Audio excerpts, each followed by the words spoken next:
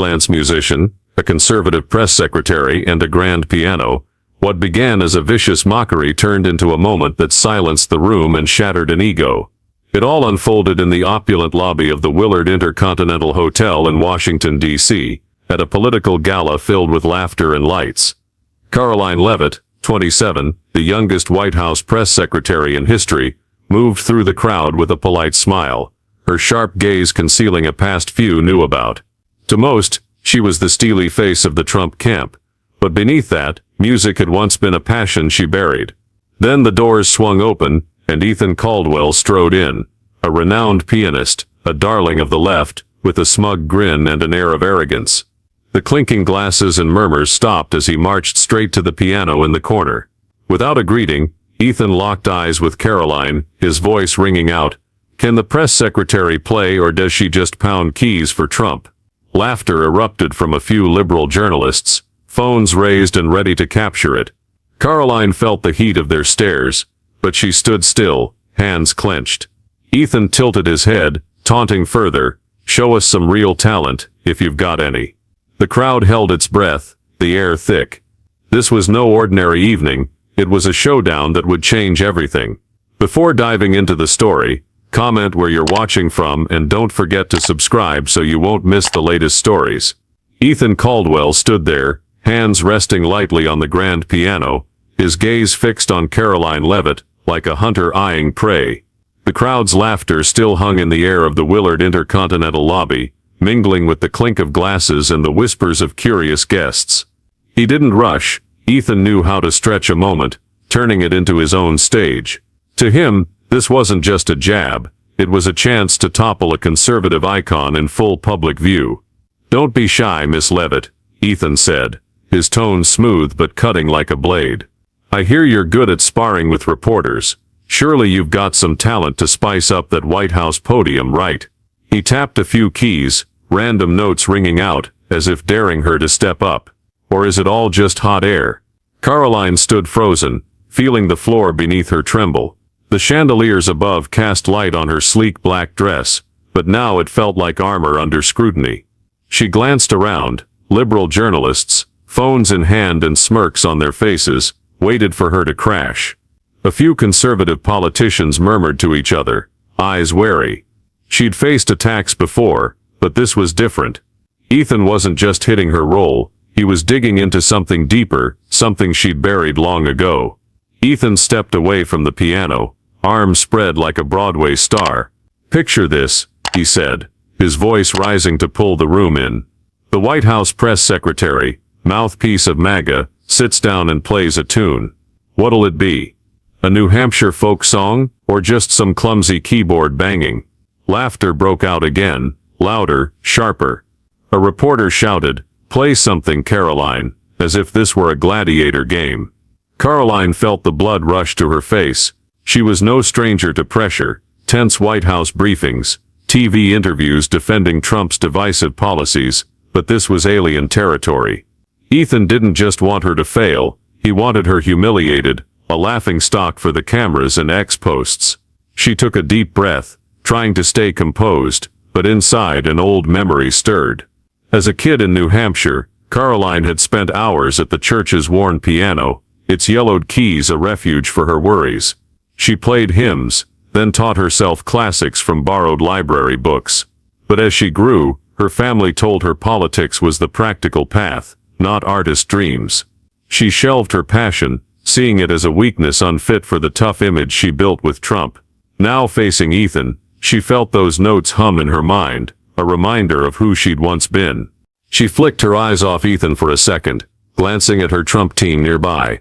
An aide, Mark, shook his head slightly, whispering, "Don't do it, Karoline. It's a trap. The media will tear you apart if you flop." She knew he was right.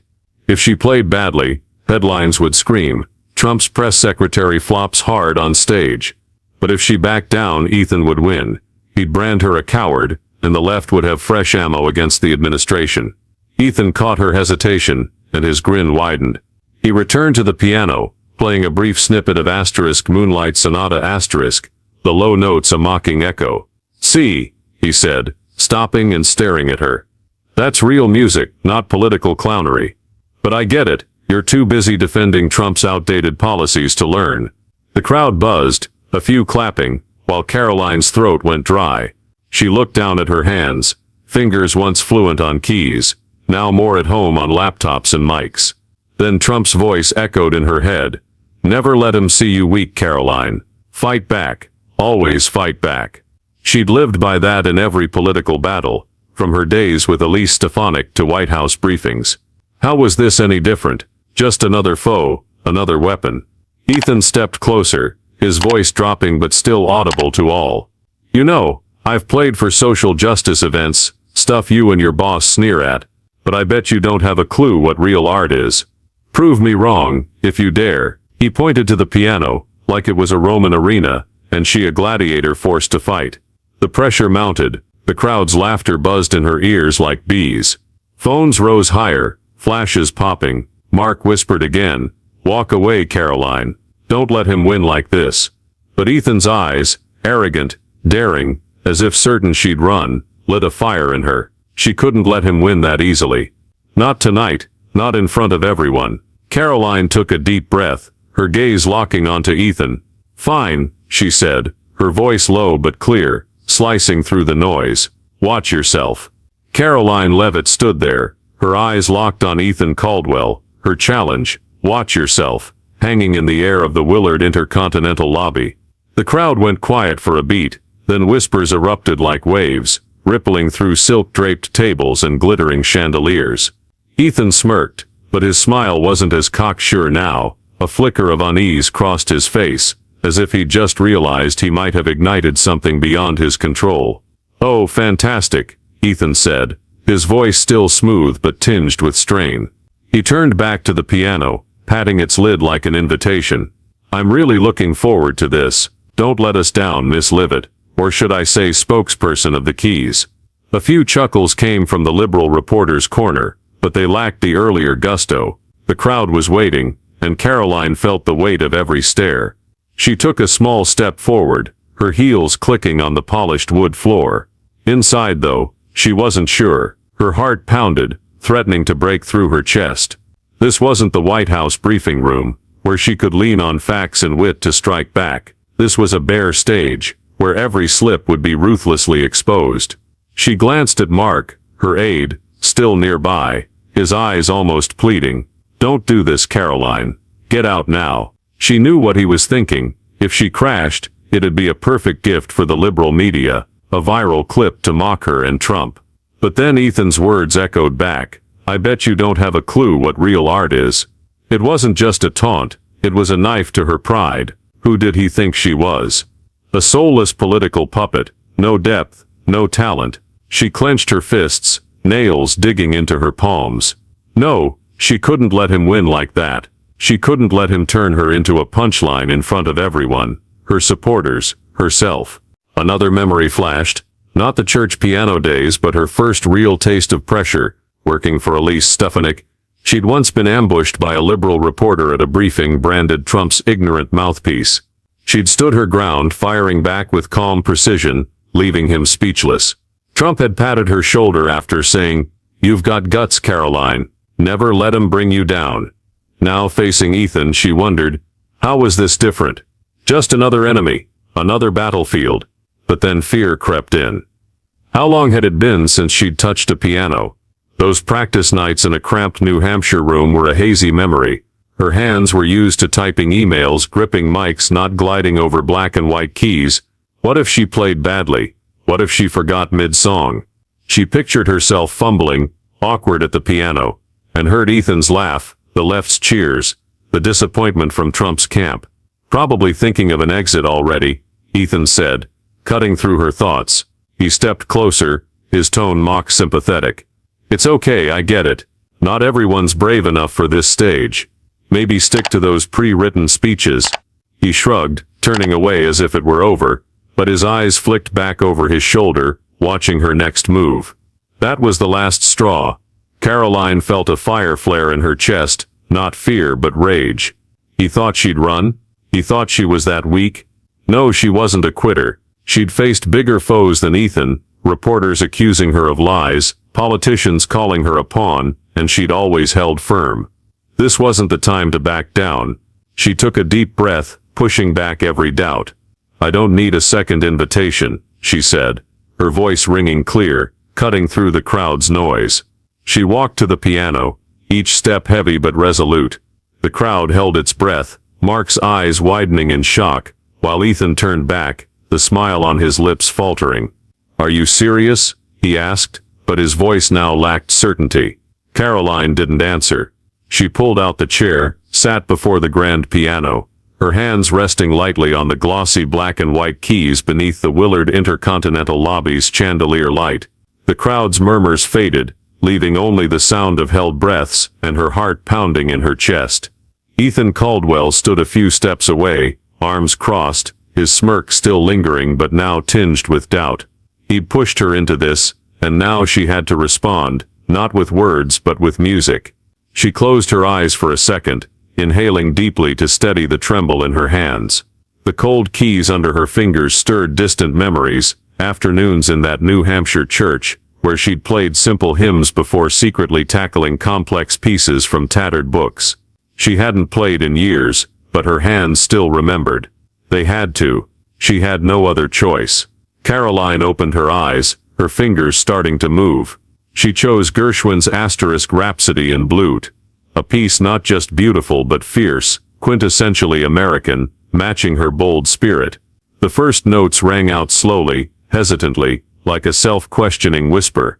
The sound filled the space, soft yet clear, drawing the crowd's attention from curiosity to utter silence. Ethan raised an eyebrow, clearly surprised she'd actually begun, but he held his mocking expression, muttering something to someone nearby. But then Karoline found her rhythm. She leaned forward, her right hand racing over intricate chords, her left anchoring deep, steady beats. The music came alive, high notes soaring alongside powerful lows, like a story told through keys. She wasn't just playing, she was living each note. The crowd began to feel it. A few leaned forward, eyes wide, phones once raised to mock now recorded in awe. A memory surged mid-melody. She recalled a rainy night in New Hampshire at 15, sitting in a small room with that old piano. Her mother, weary from a long shift, had listened to her play a piece she'd composed. "You've got talent, Karoline," she'd said, her voice hoarse but warm. "Don't let anyone take it away." But Karoline had let it go herself, for family, for politics, for the tough image she thought she needed. Now facing Ethan and the crowd, she realized she'd been wrong. Talent wasn't weakness, it was strength. The music swelled, climbing to Rhapsody in Blue's climax. Karoline's fingers flew across the keys, fast and precise, astonishingly so. She no longer trembled. She'd found herself again. The sound poured out like a river, washing away fear and doubt. She didn't look at Ethan, didn't look at the crowd, just her and the piano like the old days. But she knew they were listening. She felt the shift in the air from mockery to awe, from skepticism to admiration. Ethan stopped muttering. He stood there, arms dropping, eyes fixed on Karoline. His smile was gone, replaced by an unreadable look, half shock, half irritation. He was a professional musician, performing worldwide, but what Karoline played now wasn't just technique, it had soul power he couldn't deny. A conservative politician in the crowd leapt up, clapping mid-piece, unable to hold back. Others followed, scattered applause breaking the silence. Karoline didn't notice. She was lost in the finale, high notes blending with resonant chords, crafting an ending both fierce and free. She tilted her head with the rhythm, hair falling across her face, sweat beading on her brow. This wasn't White House Karoline, the cool, sharp spokesperson, but the Karoline of freer days, when music was everything. She struck the final note, its echo filling the lobby before fading into the air. She sat still, hands on the keys, breathing hard. A second of silence stretched, as if the room waited for someone to break the spell. Then applause exploded, not scattered now, but a tidal wave of sound crashing through the lobby. Conservative politicians stood, cheering loudly. Even some liberal reporters clapped reluctantly. Mark, her aide, gaped, his eyes shifting from worry to pride. Shouts rang out, "Karoline, amazing!" from one corner, sparking more cheers. Karoline looked up, meeting the crowd's eyes for the first time. She saw stunned faces, admiring smiles, and confused looks from those who'd mocked her. She didn't smile, not from arrogance, but because she was still processing what had happened. She'd done it. She'd stepped through fear, through taunts, and turned it into something greater. Then her gaze found Ethan. He still stood there, hands in pockets, his face stiff as he tried to stay composed. But she saw it, the flicker in his eyes, the way he bit his lip to hide a real reaction. He hadn't expected this. He'd wanted her a laughingstock, but now he was the one silenced. Ethan clapped slowly, the sound lost in the crowd's roar. "Not bad," he said, loud enough for her to hear, but the arrogance was gone. Karoline stood, pushing the chair back, her legs still shaky, but her back straight. She said nothing. She didn't need to. The piano had spoken for her.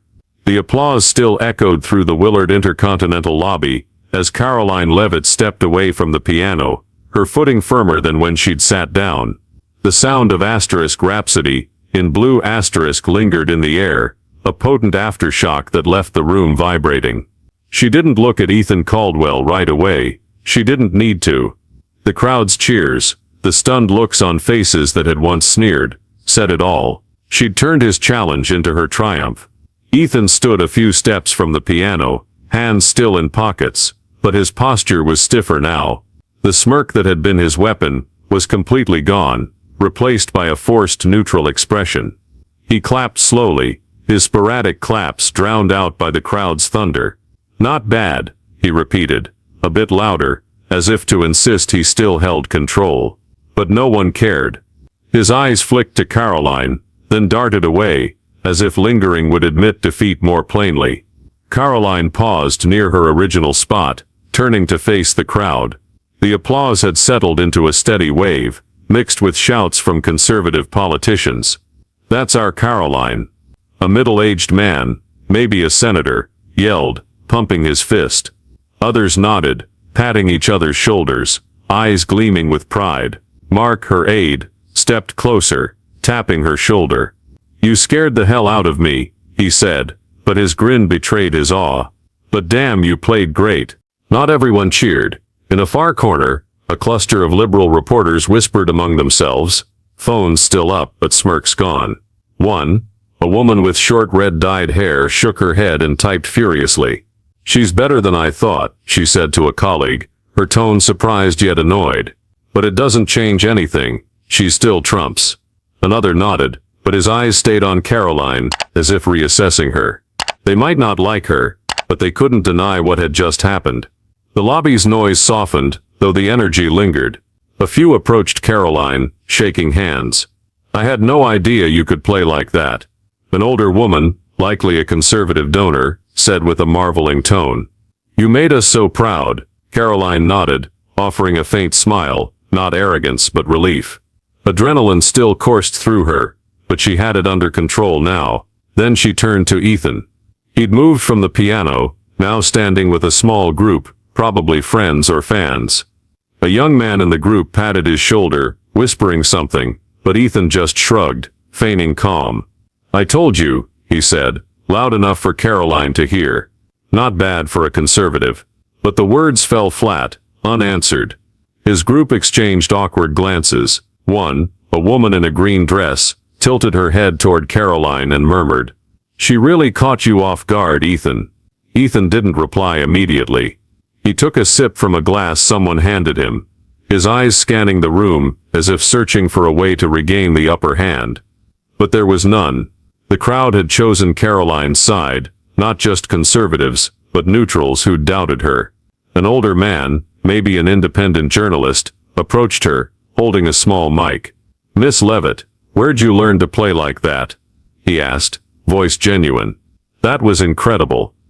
Karoline smiled faintly, saying, "Thanks, I learned a long time ago, but I never forgot."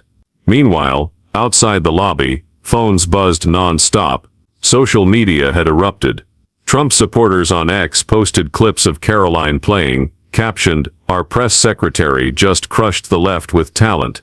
A big influencer wrote, "Karoline Leavitt, MAGA's secret weapon." "Who's laughing now?" Hashtags like #CarolinePlays and #MAGA music spread fast, racking up hundreds of shares in minutes. Even some neutral accounts chimed in. Not a Trump fan, but I've got to admit, she's good. Ethan glanced over his shoulder, as if sensing the shift out there. He frowned, gripping his glass tighter. They're overreacting, he said to his group, but his voice lacked conviction. He'd wanted Karoline as a punchline, but now he was the one cornered. His young friend from earlier smirked. You miscalculated, Ethan. She didn't just play, she dominated. Karoline heard it, though she didn't react. She gave Ethan one last look, her gaze calm but piercing. She didn't need to say a word. Her performance had dismantled his arrogance. Ethan met her eyes, and for the first time he couldn't hold his confident facade. He turned away, muttering to his group, then headed for the drink table, as if escaping her stare. The Willard Intercontinental lobby slowly returned to its usual rhythm, but the air still carried the excitement from Karoline Leavitt's performance. Laughter and chatter grew livelier, and the crowd's eyes now turned to her, not with curiosity or mockery, but with respect mixed with surprise. Karoline stood amid congratulations, shaking hands with a few supporters, but her mind was starting to settle. She'd just done something no one, not even herself, thought possible. Mark, her aide, stayed close, now fully relaxed after his initial worry. You know, he said, a chuckle in his voice, I was picturing the liberal media tearing us apart tonight. But you turned it into a win, a big one. He held up his phone, the screen lit with notifications from X. Look at this, they're calling you the Queen of MAGA. That video's passed 10,000 views already. Karoline glanced over, seeing lines like Karoline Leavitt crushes the left with keys, and this is why we win. She gave a faint smile, but said nothing. She hadn't played to win anyone over. She'd played for herself. A group of Trump supporters surrounded her, voices buzzing with enthusiasm. You gave that liberal a lesson, an older man said, clapping her shoulder. He thought he could embarrass you, but you made us so proud. Another woman jumped in. I'll tell this story to the world. Our press secretary's a real artist. Karoline nodded, thanking them, but her eyes scanned the crowd, seeking Ethan Caldwell. He'd vanished from the room's corner, likely dodging her gaze and the attention he no longer controlled. Out there on social media, the storm hadn't stopped. Posts from conservatives kept spreading, turning her performance into a symbol of MAGA strength. A big influencer wrote, Karoline doesn't just talk, she acts. The left wanted to take her down, but they lost. Even neutral accounts joined in, one saying, I don't like Trump, but credit where it's due, she's got talent.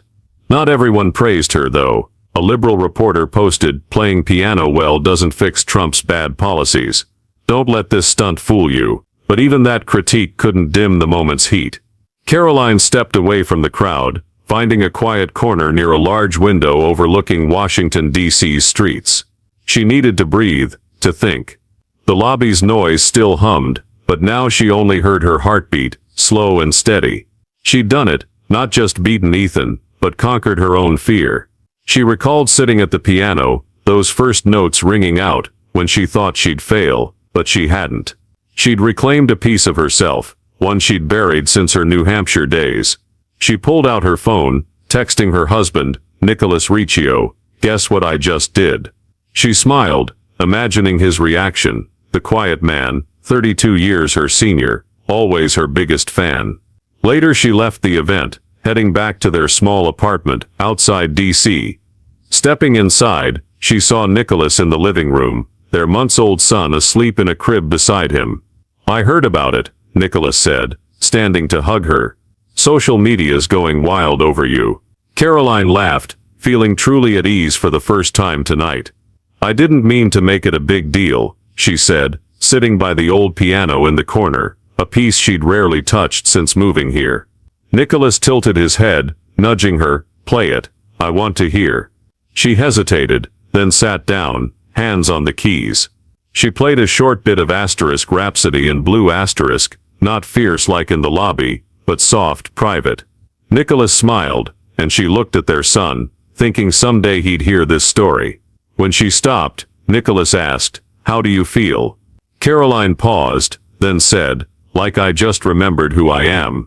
She'd once thought music was a weakness, unfit for her tough press secretary role. But tonight changed that. It wasn't something to hide, it was part of her, a strength she could carry, even in the fiercest political battles. She stood, gazing out the window into the night. İDNE might have lost tonight, but she knew the left wouldn't stop. They'd find other ways to attack her, to bring down her and Trump. But she wasn't afraid anymore. She'd faced one of her foes, not with words or strategy, but with her true self. And she'd won. Back at work tomorrow, she'd step into the briefing room with new confidence. Not just Trump's spokesperson, she was Karoline Leavitt, who just reminded the world she wasn't only a political face. She was an artist, a fighter, and she wouldn't let anyone forget it. The piano in her mind still echoed, a testament that she could do anything, even with the world watching. İDNE Caldwell left the Willard Intercontinental lobby in silence, his steps quicker than usual, as if eager to escape the eyes and applause still ringing behind him. Washington, D.C. Streetlights lit his face, no longer sporting that arrogant smirk, but instead a scowl he couldn't hide. He'd lost, not in a debate he could twist, or a war of words he could win, but in the one thing he prided himself on: music. And the one who beat him was none other than Karoline Leavitt, someone he'd pegged as a soulless political puppet. He stepped into a small bar a few blocks from the hotel, where his friends had gathered post-event. The air was warmer, hazy under yellow lights and soft jazz from the speakers, but it couldn't soothe the thorn stabbing his pride. İDNE slumped into a chair, ordered a whiskey, and took a long sip before anyone could speak. His friends, a few musicians, a freelance reporter, and a social activist, watched him, their eyes a mix of curiosity and unease. Mia, the friend in the green dress who'd stood by him in the lobby, spoke first. Her tone was gentle, but it carried a probing edge. İDNE shrugged, trying to keep his cool. "Okay, of course I'm okay," he said, but his voice was tighter than he meant it to be. "She played a song, so what? It doesn't mean anything. Just the crowd overreacting." He took another sip of whiskey, as if the burn could wash away the obvious truth he didn't want to face. But Liam, the younger guy in the group, wouldn't let him off easy. He smirked, leaning forward. "Overreacting, İDNE, she crushed you. You dared her to play, and she didn't just play, she got the whole room on its feet clapping. You misjudged her." Liam shook his head, his look teasing yet serious. "I've never seen you that quiet on stage. She really threw you off." İDNE gripped his whiskey glass, his eyes darkening. He wanted to argue, to say Liam was wrong, that it was just a political stunt by conservatives to prop Karoline up. But he couldn't. He'd stood there watching her play Rhapsody in Blue, with a confidence and emotion even he, a pro musician, had to admit was striking. He'd wanted her to flop, to fumble at the keys so he could laugh and walk off victorious. But she didn't. She'd made him the fool in front of everyone.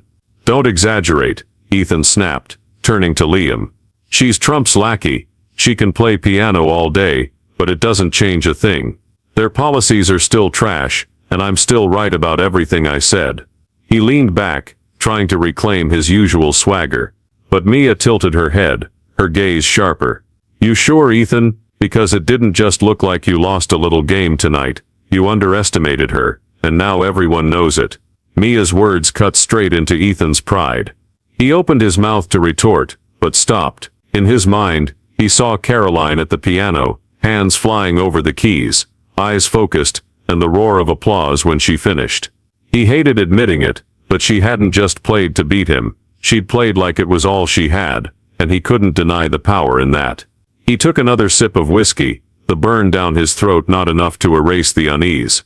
Later, İDNE pulled out his phone, scrolling X to gauge the damage. He winced at the flood of posts praising Karoline, press secretary school's liberal musician. Karoline Leavitt proves MAGA's got talent. Then he paused at his own post from hours earlier, before the event. "Tonight I'll show conservatives what real art is." He let out a dry laugh, mocking himself. "Real art," he muttered. "What a joke." He typed a quick new post. "Karoline Leavitt played well, I'll give her that, but don't let the keys make you forget her politics. They're still as wrong as ever." He hit send, watching the words pop up with a flicker of satisfaction. It was the only way he could salvage some dignity, acknowledge her skill, but hold his ground. He set the phone down, looking at his friends. "There," he said. "I'm not letting her win completely." Mia raised an eyebrow. "You sure? Because I think she's already won, not just tonight, but in the eyes of everyone out there." Ethan didn't reply. He stared out the window, his gaze distant. He knew Mia was right, but he couldn't admit it, not to them, not to himself. Karoline might have silenced him on stage, but he wouldn't let her take everything. He was still Ethan Caldwell, musician, activist, man of the left, and he'd find another way to fight back. Just not tonight. Ethan Caldwell might have left the bar with his whiskey and the scraps of his pride, but the story from that night at the Willard Intercontinental didn't end with him. Karoline Leavitt had stepped onto the stage, faced the mockery of an arrogant liberal musician, and used her own talent to shut him down. She didn't just play the piano, she proved something bigger. Talent and strength aren't confined by political lines, whether you stand with conservatives or liberals. While Ethan tried to salvage his dignity with a latex post, Karoline had left an indelible mark, not just on the crowd but on herself. This story isn't just about a performance or a showdown. It's about overcoming prejudice from others, and from within. Ethan saw Karoline as unworthy of art, a Trump puppet with no depth, but she showed him, and the world, who she was. A strong woman, a hidden artist, a fighter unafraid to rise when challenged. She didn't need words to strike back, her piano did the talking, loud and clear. And Ethan, though reluctant to admit it, couldn't deny that. The message here is plain: don't let anyone define your worth, no matter where they stand on the political or life spectrum. Karoline once hid her love for music, thinking it didn't fit her role. Ethan thought he was superior because of his ideals. Both were wrong. Talent and grit don't care about the labels you wear. You can be anyone, an office worker, an artist, a dreamer, and still have the power to shake the room, if you dare to step up. So what about you? What are you hiding because you fear judgment? A dream, a talent, a piece of yourself? Share it in the comments. I want to hear your story. Don't wait for someone like Ethan to challenge you into action. Take inspiration from Karoline, and start today. If you like this story, hit subscribe for more journeys of breaking limits. Who knows? Next time, it could be your story. The tale of Karoline Leavitt and Ethan Caldwell mirrors the deep polarization in American society today, where politics doesn't just divide opinions but shapes how people judge each other's worth. Ethan, an arrogant liberal musician, challenged Karoline, the conservative press secretary, to play piano as a taunt, reflecting a common U.S. trend, labeling and underestimating others based on ideology, like how liberals often see conservatives as culturally shallow, or vice versa. But when Karoline sat down and played Asterisk Rhapsody, in blue asterisk with raw emotion, she didn't just silence Ethan, she shattered that stereotype, reminding us that talent and humanity transcend party lines. The social media explosion afterward, with hashtags like #Karoline plays and praise from conservatives, shows the power of media to amplify every moment, a familiar reality in digital age America. The lesson here is this: don't let political labels or others' mockery stop you from showing who you are. Ethan lost because he underestimated Karoline. She won because she stepped up despite her fear, like when her hands shook at the keys but she played anyway. In today's America, where social media pressure and political divides can make you hide your passions or opinions, take a cue from Karoline. Face the challenge whether it's an arrogant coworker or a nasty ex-comment. Let your talent and resilience speak, like she did in the Willard Intercontinental lobby. If you enjoyed this story, hit that subscribe button so you don't miss